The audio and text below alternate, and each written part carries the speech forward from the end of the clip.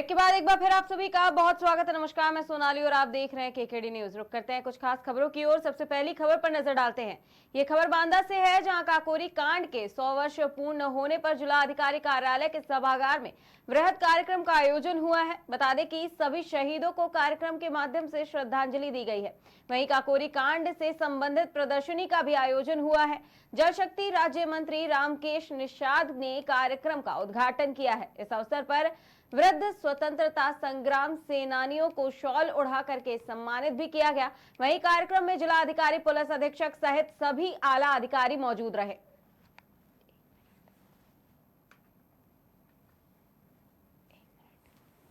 निश्चित रूप से देश की आजादी की लड़ाई के लिए जो स्वतंत्रता संग्राम सेनानी और क्रांतिकारी देश की लड़ाई में हिस्सेदारी किया और देश की आजादी की लड़ाई में ऐसे सैकड़ों घटनाक्रम हैं जिनको हम लोग याद करते हैं। ऐसे वीर क्रांतिकारियों को याद करते हुए जो अपने देश के उन अमर शहीद जिनको उस ब्रिटिश हुकूमत ने काकोरी कांड नाम दिया था और हमारे क्रांतिकारी स्वतंत्रता संग्राम सेनानी उस काकोरी कांड में देश की आज़ादी की लड़ाई के लिए जो उन्होंने ट्रेन में खजाने को अपने कब्जे में लिया था। निश्चित रूप से इस घटनाक्रम से देश की प्रति लगाव देखेंगे और उस ब्रिटिश हुकूमत ने जो कांड का नाम दिया, उत्तर प्रदेश की माननीय योगी आदित्यनाथ जी मुख्यमंत्री जी ने काकोरी कांड को हटा करके जो अपमानित शब्द लगता था अपने स्वतंत्रता संग्राम सेनानी और क्रांतिकारियों के नाम पर, उसको काकोरी ट्रेन एक्शन के नाम देकर के संबोधित किया था और ये अपने पूरे देश के स्वतंत्रता संग्राम सेनानियों का सम्मान और उनकी याद में ये शताब्दी वर्ष का कार्यक्रम मना रहे हैं। निश्चित रूप से देश की आज़ादी की लड़ाई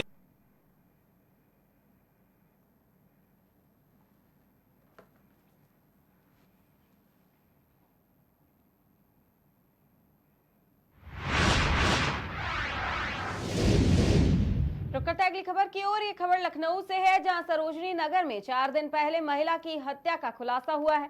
बता दें कि पड़ोस में रहने वाली महिला ने प्रेमी के साथ मिलकर 70 साल की सरला काका की लूट के बाद हत्या की थी। पुलिस ने किराए पर रहने वाली महिला और उसके प्रेमी को गिरफ्तार किया है। बीते 5 अगस्त को सरोजनी नगर थाना क्षेत्र के एलडीए कॉलोनी सेक्टर एफ में दिन दहाड़े बुजुर्ग महिला की हाथ पैर बांधकर लूट के बाद हत्या की गई थी। पुलिस ने महिला और उसके प्रेमी के पास से सरला काका से लूटे जेवरात और मोबाइल बरामद कर लिए हैं।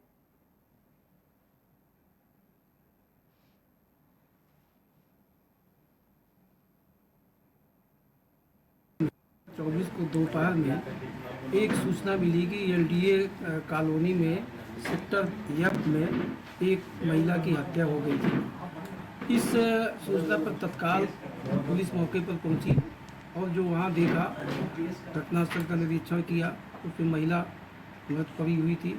उसका गला जो है बंधा हुआ था, अंगोछे से पैर बंधे हुए थे और जिस ड्राइंग रूम में थी कुछ सामान अस्त व्यस्त पड़ा हुआ था।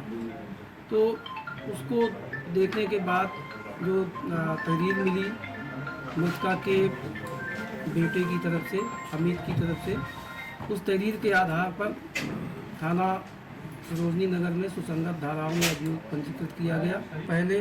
और जो इनसे बरामद हुआ है, इन सभी को मिलान के लिए एफएसएल भेजा जा रहा है। शीघ्र ही सभी कड़ी से कड़ी जोड़ करके विवेचना को अंतिम रूप दिया जाएगा और इस केस को जल्दी से जल्दी चार्जशीट लगाने के बाद इसको ऐसी स्थिति में लाएंगे फास्ट ट्रैक कोर्ट में जल्दी से जल्दी करा करके इनको अधिकतम सजा दिलाई जाएगी। साथ ही इसमें जो टीम लगातार काम की है, उस टीम के लिए हमने अपनी तरफ से 25,000 रुपया इनाम की घोषणा की है। 24 को दोपहर में एक सूचना मिली कि एलडीए कॉलोनी में सेक्टर एफ में एक महिला रुक करते हैं अगली खबर की ओर। ये खबर भी अयोध्या से है, जहां तख्ता पलट के बाद बांग्लादेश में हो रहे हिंदुओं पर अत्याचार के विरोध हुआ है। बता दें कि अयोध्या में विश्व हिंदू परिषद के बैनर तले अयोध्या के हिंदू जनमानस के साथ साधु संतों ने विरोध प्रदर्शन किया है। अयोध्या के हनुमानगढ़ी से सैकड़ों की तादाद में संतों का जत्था सड़क पर आ गया है और हाथों में बैनर पोस्टर लिए बांग्लादेश में हो रहे हिंदुओं पर हिंसा को लेकर कड़ी चेतावनी दी है। वहीं सिद्धपीठ हनुमानगढ़ी के महंत राजूदास ने कहा कि अगर बांग्लादेश के हिंदुओं पर हो रहे अत्याचार को तुरंत नहीं रोका गया तो बांग्लादेशी घुसपैठी रोहिंग्या के साथ यहां भी वही हाल किया जाएगा और संतों के सभी अखाड़े सड़क पर उतरने के लिए बाध्य होंगे।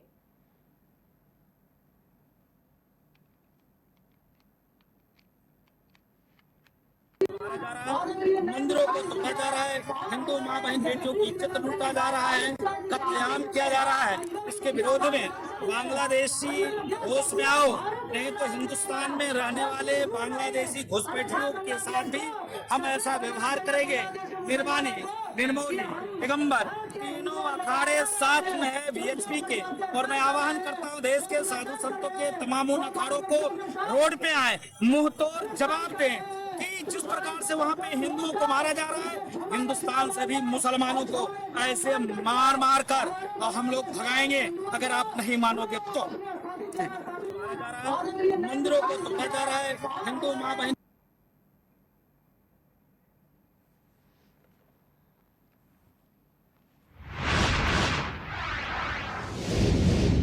रुक करते हैं अगली खबर की ओर। ये खबर हमीरपुर से है, जहां झोला छाप डॉक्टर के इलाज से मरीज की मौत हो गई है। बता दें कि सदर विधायक ने सीएमओ पर भ्रष्टाचार के गंभीर आरोप लगाए हैं। इलाज के बाद घर पहुंचते ही मरीज ने दम तोड़ दिया है। सूचना मिलते ही पुलिस मौके पर पहुंची। घटना को लेकर स्वास्थ्य विभाग पर भाजपा विधायक ने पूछताछ की है। विशेष मुहिम चलाकर अवैध क्लिनिकों और अस्पतालों को बंद करवाया जाएगा। सुमेरपुर थाना इलाके के धुंधपुर गाँव का ये पूरा मामला बताया जा रहा।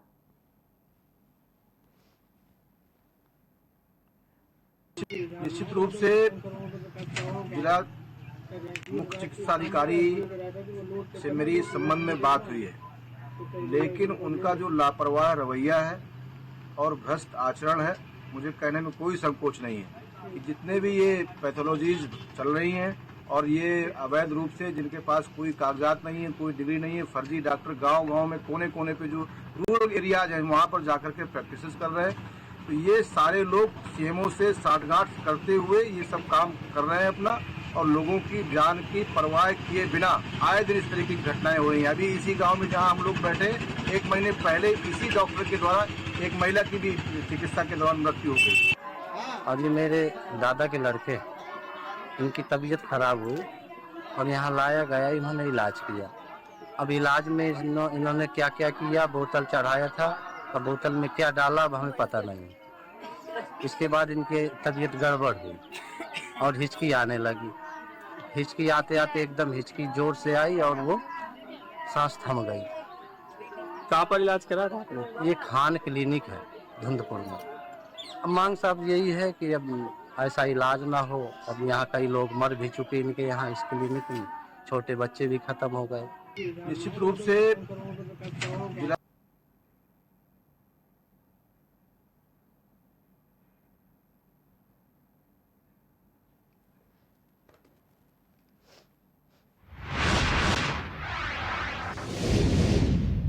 रुकता है अगली खबर की ओर। यह खबर रायबरेली से है, जहां बछरावा में बारिश से दीवार की छत गिरने से महिला की दबकर मौत हो गई है। बता दें कि जानकारी मिलते ही आसपास के लोग दौड़कर महिला को निकालने के लिए प्रयास करने के लिए पहुंचे। जब तक महिला को मलबे से निकालते महिला की मौत हो चुकी थी। सूचना पर पहुंची पुलिस ने शव को कब्जे में लेकर पोस्टमार्टम के लिए भेज दिया है और जांच पड़ताल शुरू कर दी गई है।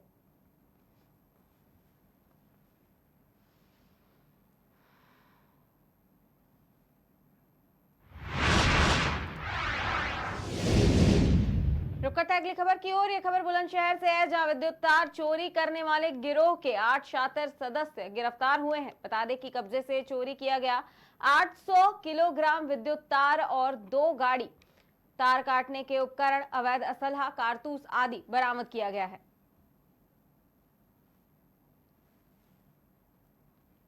ये जनपद बुलंदशहर में थाना ककोड़ पुलिस के द्वारा एक सराहनीय कार्य किया गया है।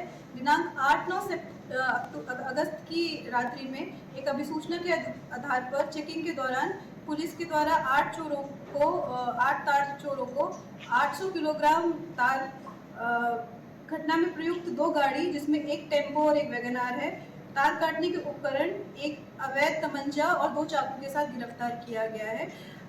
इन अभियुक्तों के द्वारा गांव भगवानपुर के जंगल से बिजली के खंभे जो डेड पोस्ट है वहां से तार काटकर चोरी करके लिए जा रहे थे। इसके अलावा दिनांक 6-7 अगस्त की रात्रि में इनके द्वारा रघुपुरक्ष रोड पर अस्पताल से ट्रांसफार्मर चोरी करने का प्रयास किया गया था। इन 2 घटनाओं के अलावा जनपद मथुरा में इनके द्वारा 4 ट्रांसफार्मर चोरी करने की घटनाएं कारित की गई हैं। इनका आपराधिक इतिहास क्या है? इनका इसी प्रकार का पहले भी चोरी का आपराधिक इतिहास है।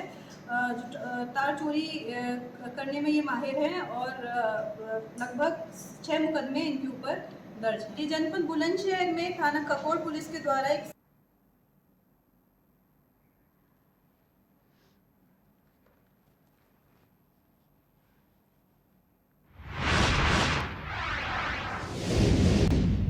रुक करते हैं अगली खबर की ओर। हर घर तिरंगा अभियान को लेकर के राज्य मंत्री प्रतिभा शुक्ला ने महादेवा हॉस्पिटल नौबस्ता कानपुर के चिकित्सकों के साथ नागरिकों में राष्ट्रीय ध्वज बांटे हैं। बता दें कि राज्य मंत्री प्रतिभा शुक्ला ने हर घर तिरंगा अभियान की शुरुआत भी की है।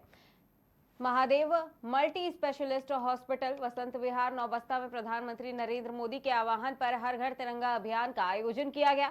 कार्यक्रम में सूबे के मुख्यमंत्री योगी आदित्यनाथ की सरकार में राज्य मंत्री प्रतिभा शुक्ला मुख्य अतिथि के रूप में मौजूद रही। इस दौरान तमाम इलाकों में आए नागरिकों को राष्ट्रीय ध्वज के साथ मिष्ठान भी वितरण किया गया। राज्य मंत्री प्रतिभा शुक्ला के द्वारा किया गया है।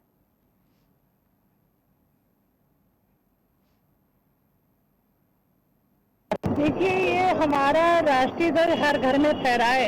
प्रधानमंत्री जी की ये मंशा है कि हर घर तिरंगा लहराए, कि जो हमारे लोगों ने, हमारे पूर्वजों ने जो त्याग और तपस्या की और अपने प्राणों की बलिदान दिया, हम आज उनको भूले नहीं हैं, हम उनको याद कर रहे हैं। उन्हीं की बदौलत आज हम सभी स्वतंत्रता का अनुभव कर रहे हैं और स्वतंत्रता से बड़ा कोई सुख नहीं, पराधीन सपने सुख नहीं। तो हम ये जरूर कहेंगे, हर घर तिरंगा जरूर लहराए। सभी से हमारी अपील है और सभी को साधुवाद, धन्यवाद। जय हिंद, जय भारत। मोदी जी के हर घर झंडा तिरंगा के आह्वान में हम लोगों ने राष्ट्रीय ध्वज वितरण का कार्यक्रम किया था। महादेवा हॉस्पिटल में जो आसपास की पब्लिक है, बसंत विहार की जनता है, उन लोगों के लिए ध्वज वितरण का कार्यक्रम। मुख्य अतिथि पर कौन आए हुए थे?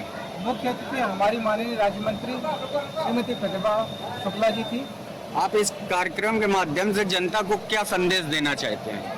जनता से एक राष्ट्रीयता के लिए संदेश है, राष्ट्र ध्वज का सम्मान, राष्ट्र के प्रति प्रेम, जो कि हमारे मंत्री जी, भारत के प्रधानमंत्री जी, सभी लोगों का आह्वान है।